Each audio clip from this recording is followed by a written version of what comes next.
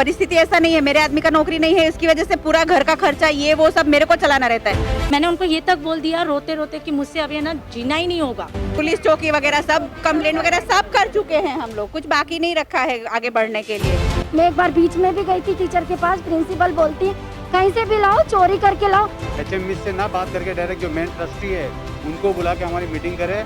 आज मैं जाती हूँ, मुझे वही 27,000 है, उसी क्लास में मतलब एक ही डिवीजन में 2 तरह के बच्चे मेंटेन करते हैं और कोई भी एक्स्ट्रा प्रोवाइड नहीं करते सेवाएं। उनको बेइज्जत करके हमें निकाला ही गया हमेशा। रे मैम के पास में गई, शिक्षण अधिकारी के पास में गई, कलेक्टर के पास में गई, SP के पास में गई, बट उन लोगों ने कोई एक्शन लिया क्योंकि उनको लिफाफे पहुँच चुके थे ऑलरेडी।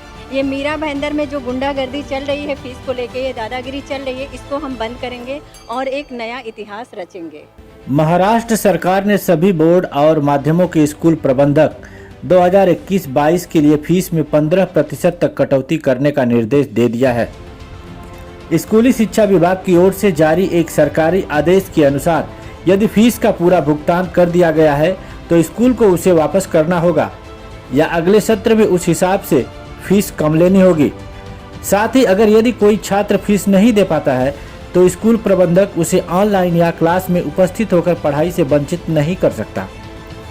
मीरा भाईंदर में आज कुछ ऐसे स्कूल भी हैं जो प्रशासन के नियमों को ताक पर रखकर अपनी तानाशाही चला रहे हैं, जिसके खिलाफ मीरा भाईंदर की समाज सेविका रूपा शर्मा ने अभिभावकों के साथ मिलकर स्कूल प्रशासन के खिलाफ मोर्चा खोल दिया है, जिसमें भारी संख्या में लोग इस मुहिम में बढ़ चढ़कर हिस्सा ले रहे हैं। इसी कड़ी को आगे बढ़ाते हुए 14 अगस्त 2021 के दिन भाईंदर ईस्ट के निर्मल पार्क के इलाके के रहवासियों ने सेंट फ्रांसिस स्कूल के मनमानी और तानाशाही से परेशान अभिभावकों ने हमारे ABK न्यूज के माध्यम से अपनी आवाज़ उठाई। आइए हम खुद जानते हैं क्या कहना है यहाँ के लोगों का। नमस्कार, मैं हूँ मिथिलेश और आप देख रहे हैं ABK न्यूज़। हम इस वक्त मौजूद है भाईंदर ईस्ट के निर्मल पार्क इलाके में। आपको बता दें कि इस सोसाइटी में हमारे साथ बात करने के लिए आप पीछे देख सकते हैं, मैं कैमरामैन को चाहूँगा कि पीछे दिखाएं।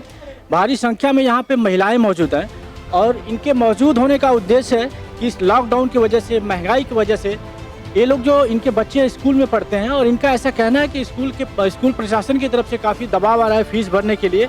ऐसी बहुत सारी समस्याएँ हैं जिसको लेके आज यहाँ पे सोसाइटी में महिलाएँ खड़ी हैं। हम उनसे जानते हैं, उनसे सुनवाते हैं कि क्या वाकई उनकी समस्या है और क्या उद्देश्य है यहाँ खड़े होने का। मैडम, सबसे पहले आपका नाम बताइए।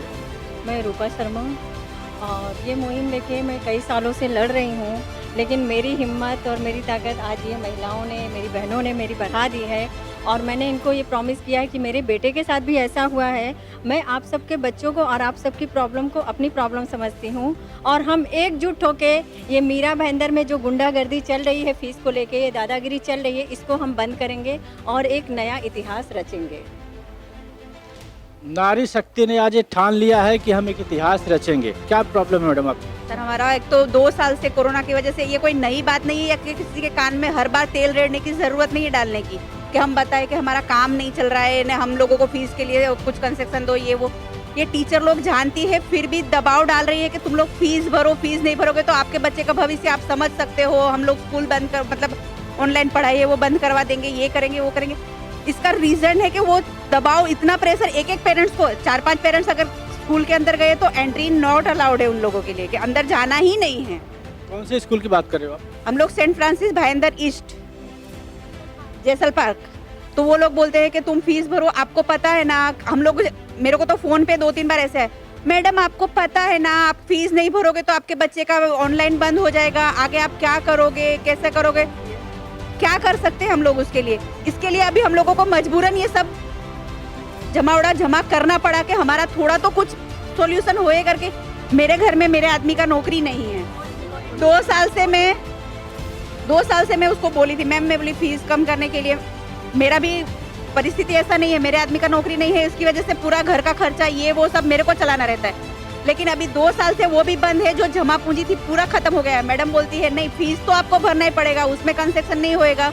हम बोले मैम ये GR वगैरह का आपको किसने भड़काया है, कौन सी ऐसी मीडिया है, कौन से ऐसे लोग हैं जो तुमको भड़काते हैं, GR VR कुछ हमारे पास ऐसा आया ही नहीं है करके, करे क्या।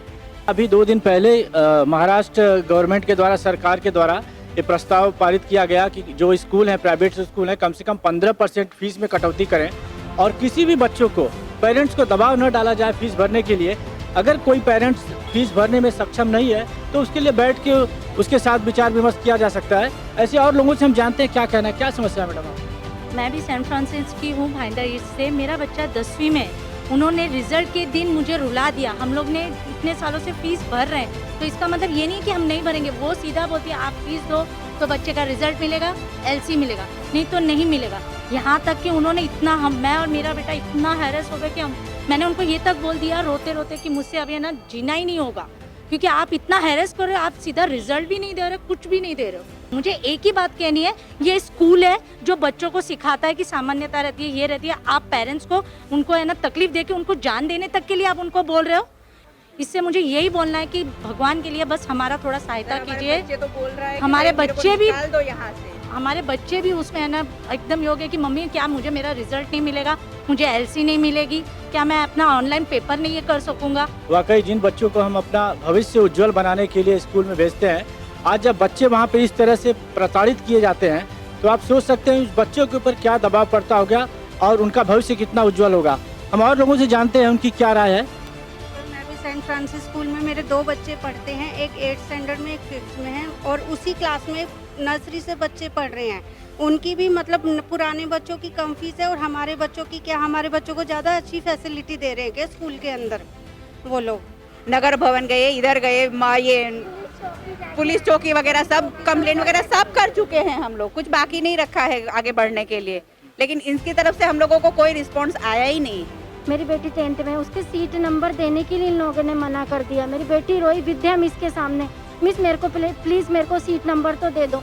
वो मना कर दी। मैं स्कूल में गई तो मैंने कहा मैम बच्चा रो रहा है, मैं भी रो दी, मैम दे दो प्लीज़, आज तो रिजल्ट है। वो अदर बच्चे बोल रहे हैं क्या रिजल्ट आया कृति तेरा, क्या आया, पर वो देने के लिए मना कर रहे हैं कि नहीं हम सीट नहीं देंगे जब तक पैसा। जबकि मैं मेरी बेटी का न्यू स्टूडेंट के हिसाब से 37,500 रुपये, 36,500 रुपये में भरने के लिए बोल रहे हैं मेरे से, तो मैं 26,500 रुपये भर चुकी थी। तब भी वो बोलते हैं नहीं, अभी मैं कहाँ से लाऊं, मेरे हस्बैंड का जॉब नहीं है तो मैं नहीं ला सकती, जितना मेरे पास सेविंग था मैंने दिया, फिर भी नहीं लाओ, अभी तो पूरा दोगे तभी मैं दूंगी। फिर मैंने बाजू वाले से 5,000 रुपये मांगे और उनको जाके दिया, तब जाके मेरे को सीट नंबर दिया, तब मैं घर पे आई, वो निकाला रिजल्ट। मैं एक बार बीच में भी गई थी टीचर के पास, प्रिंसिपल बोलती कहीं से भी लाओ, चोरी करके लाओ। फिर मैंने बोला मिस आपके बैग में से मैं चोरी कर लेती हूँ और मैं जेल में चली जाती हूँ, आप पुलिस को बुला लेना, मेरे को जेल में भेज देना। हाँ वो भी चलेगा, वो यूँ बोलते हैं। अभी आप बताओ, इतनी हद कर चुकी है प्रिंसिपल कि हम बहुत इरिटेट हो गए और क्या करें, मरे फिर उनके पीछे जाके। वाकई ये जो बातें आप लोगों ने बताई, ये मानवता को कहीं न कहीं शर्मसार कर रही है। इस तरह की चीज़ें आप इन लोग को लेके यहाँ पे आई हैं, आप इसके आगे अगर प्रशासन नहीं सुनवाई करता है, स्कूल नहीं सुनते हैं, तो उसके बाद अगला कदम क्या है आपका? मेरा मुहिम है कि ये लड़ाई अभी आखिरी सांस तक लड़ूंगी और न्याय दिला के रहूँगी, क्योंकि मेरी भी प्रॉब्लम है।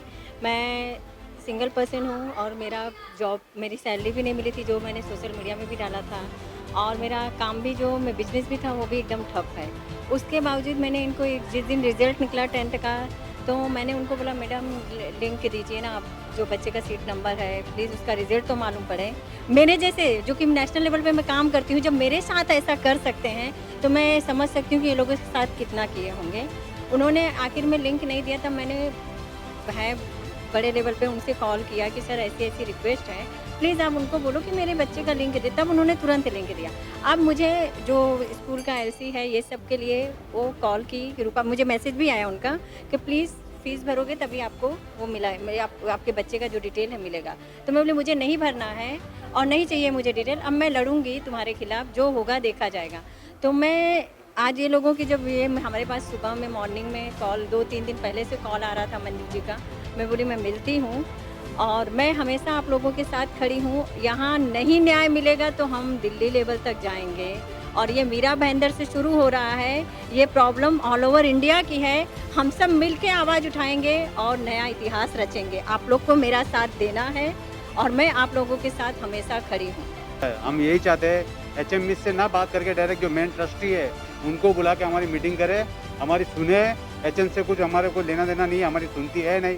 हम लोग उनको बोल बोल के थक गए कि कम करो, कुछ कम नहीं किया, उल्टा हमको बेइज्जत करके हमें निकाला ही गया। हमेशा सब जन को जानते, सबको बेइज्जत किया गया है। हम चाहते हैं मेन जो ट्रस्टी है, ट्रस्टी एक बार आवे, पेरेंट्स से मीटिंग लेवे, जो सॉल्यूशन है हमारी सुने, हम कितने प्रॉब्लम में है, हमारे यही कहना है बस, और हम कुछ नहीं चाहते, बस हमको ट्रस्टी से बात करना है, एचएम से कोई हमारा कोई लेना देना नहीं है।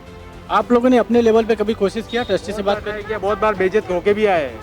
ट्रस्टी का नाम पता है आप लोग को? हाँ, पिंटू सर है मेन। मेरा नाम मंजू जैन है, मैं सेंट फ्रांसिस हाई स्कूल की पेरेंट्स हूँ। और इस हिसाब से देखा जाए ना कि मैंने साल भर से 2020 स्टार्ट होने पे पेंडेमिक पीरियड से इन सब पे लड़ाई कर रही हूँ, और इस लड़ाई के कारण ये लड़ाई में मेरा साथ सारे पेरेंट्स मिलके दे रहे हैं और चाहते हैं कि हम पेरेंट्स ही आज स्कूल से जीत जाएं। लेकिन आज जो पिंटो सर को मैंने यहाँ से लेके पूरा हेड डिपार्टमेंट तक, जो पूरे गवर्नमेंट को मैंने जो लेटर वगैरह दिए, रिक्वेस्ट लेटर पे मैंने काम करने की कोशिश की कि मैं रिक्वेस्ट लेटर पे काम करूँगी और वो मेरी रिक्वेस्ट एक्सेप्ट करेंगे, तो मैंने उस लेवल पे पहले काम किया कि भाई अपना रिक्वेस्ट से काम बन जाए। लेकिन उन्होंने ये चीज़ को बिल्कुल अवॉइड किया। तुल्ले मिस के पास में गई, बोले आप अपने अपने बच्चों का दे दो, मैं आपका साइड में होके कर देती हूँ। बट ये चीज़ आज सारे पेरेंट्स की प्रॉब्लम है। आज मुझे आप 2% दे भी दोगे आज, तो कल आपका मुद्दा फिर वहीं खड़ा। और पेरेंट्सों को आप डिवाइड करके फीस मांगते हो, इनके लिए कुछ और है, न्यू एडमिशन है, मेरे लिए ओल्ड एडमिशन है, इनके लिए कुछ और है। तो उस हिसाब से कभी किसी से डोनेशन लेते हो तो आप किसी को 6,000 में निपटा देते हो, तो किसी को 11,000 में निपटाते हो। ये आपके स्कूल का रूल है और कोई भी ऐसा रूल नहीं बना है जो स्कूल में फॉर्म फिलिप करते हुए जब पेरेंट्स सिग्नेचर करते हैं तो रूल रेगुलेशन के हिसाब से फिलिप करते हैं और साइन करते हैं। लेकिन आज उसके रूलों का हमको खुद को पता नहीं कि कितने रूल एक्स्ट्रा हैं जो हम पेरेंट्स उसको भुगतान करते हैं। आज ये जाते हैं, बोलते हैं न्यू एडमिशन है 36,000 है, आज मैं जाती हूँ मुझे वही 27,000 है। उसी क्लास में मतलब एक ही डिवीजन में 2 तरह के बच्चे मेंटेन करते हैं और कोई भी एक्स्ट्रा प्रोवाइड नहीं करते सिवाय सिर्फ वही सीट वो मेंटेन करता, वही सीट हम मेंटेन करते हैं। तो फिर इस तरीके का क्यों? पादरे मैम के पास में गई, शिक्षण अधिकारी के पास में गई, कलेक्टर के पास में गई, एसपी के पास में गई, सबको मैंने ये लेटर सबमिट किया। सबमिट करने के बाद सबने आश्वासन दिया कि हम लोग मीटिंग लेंगे, उन लोगों को नोटिस भेजेंगे, बट उन लोगों ने कोई एक्शन लिया क्योंकि उनको लिफाफे पहुँच चुके थे ऑलरेडी। जी, मैं यहाँ पे पेरेंट्स लोग की बहुत टाइम से सुन रहा था, प्रॉब्लम थी, तो मैं अभी कुछ ही महीने पहले से, मंजू जी है हमारी, ये पेरेंट्स लोग का यहाँ पे पूरा ग्रुप चलाती हैं, जिनका प्रॉब्लम्स था वो सबको इनसे जुड़े हुए थे। तो ये मेरे पास आए, इनने मेरे को सारा प्रॉब्लम बताया, तो मैं कुछ महीने से इनका साथ दिया। मैं इनके लिए जाके मैनेजमेंट से बात भी किया, लेकिन वो मैनेजमेंट कहते हैं ना, सुनने को तैयार ही नहीं है। वो कहता है कि हम 2% भी कम नहीं करेंगे, आपको जो करना है कर लो। तो फिर मैं थोड़ा लेटर्स दिए, पुलिस प्रशासन को दिया, नगर पालिका को दिया, तो नगर पालिका बोली कि नहीं ऐसा कोई जीआर ऊपर से आया नहीं है। लेकिन अभी 2 दिन पहले जीआर निकल भी गया, फिर भी बाकी सारे स्कूल्स जो हैं वो इस जीआर को फॉलो करने के लिए एकदम रेडी हो गए। लेकिन जो सेंट फ्रांसिस जो स्कूल है ये उसको फॉलो ही नहीं कर रहा है। ये कहता है कि हमें उससे लेन देन नहीं, कोई व्यापार नहीं कर रहे हो। ये आपको एक शैक्षणिक बोलते धार्मिक स्थल है, आप इसको व्यापार की तरह पे ले रहे हो कि हमारे नए कस्टमर है इसलिए हम इनसे ज़्यादा लेंगे, वो पुराने कस्टमर है हम उनसे थोड़ा कम ले लेंगे। ये कोई वाजिब चीज़ नहीं है, इस चीज़ को सुधार लाना पड़ेगा। और सुधार लाने के लिए पहले तो सबसे पहले पेरेंट्स लोग को एक होना पड़ेगा, क्योंकि आम जनता कितना भी बोलेगी कुछ नहीं होगा। जब तक पेरेंट्स लोग एक साथ एकजुट होकर लड़ाई नहीं करेंगे तब तक उनके कान तक आवाज़ नहीं पहुंचेगी। और वो पहुंचाने के लिए जितने भी पेरेंट्स हैं उन लोग को उतरना पड़ेगा, सबके सामने आना पड़ेगा, लड़ाइयाँ करनी पड़ेंगी, आंदोलन करने पड़ेंगे, तभी जाके कोई सॉल्यूशन निकलेगा। बाद में फीस मैंने कंटाल के मैंने लॉकेट भेज दिया, फिर मैंने फीस पे की। और जब मैं फीस पे भी करके आई ना, तभी टिमिस ने मेरे को क्या बोला, अरे आप इनके साथ क्यों आए, क्योंकि जबकि यही मेरे बच्चे के लिए लड़ रहे थे। पहले इन्होंने ही मेरे बच्चे के लिए किया और ना ही मेरे बच्चों को ये भी नहीं बोला। फ़ोन में बोले टीचर कि नहीं फीस तो आपको भरना ही पड़ेगा। तो मैंने बोला प्रिंसिपल को, मैं बोलूँ तो प्रिंसिपल मिस बोले प्रिंसिपल पास जाके भी कुछ फ़ायदा नहीं है आपको, वो टीचर आपकी मानेगी नहीं बात। तो आपने देखा यहाँ पे स्कूल के खिलाफ जो है सारे पेरेंट्स जमा हैं और इनका कहना है कि स्कूल प्रशासन की जो मनमानी है, अपने मनमानी की वजह से सारे बच्चों को, स्कूल के पेरेंट्स को बहुत सारी तकलीफ दे रहे हैं और इसी के खिलाफ ये लोग आवाज़ उठाने के लिए यहाँ पे मौजूद है। ऐसा इनका कहना है कि अगर हमारी सुनवाई प्रशासन, स्कूल प्रशासन नहीं करता है, नगर पालिका नहीं करती है, तो आने वाले दिनों में हम लोग बड़ा आंदोलन करेंगे और पूरे मीरा भाईंदर के लोगों को साथ में लेके धरने पे भी बैठेंगे। मैं अपने चैनल के माध्यम से कहना चाहूँगा कि प्रशासन हो, महानगर पालिका हो, चाहे स्कूल प्रशासन हो, उम्मीद करता हूँ कि मेरी आवाज़ वहाँ तक पहुँचेगी, सुनेंगे और इनका जरूर कोई न कोई रास्ता निकालने की कोशिश करेंगे। मीरा भाईंदर से जुड़ी पल पल की खबरों को देखने के लिए आप हमारे साथ जुड़े रहिए, देखते रहिए एबीके न्यूज मीरा भाईंदर।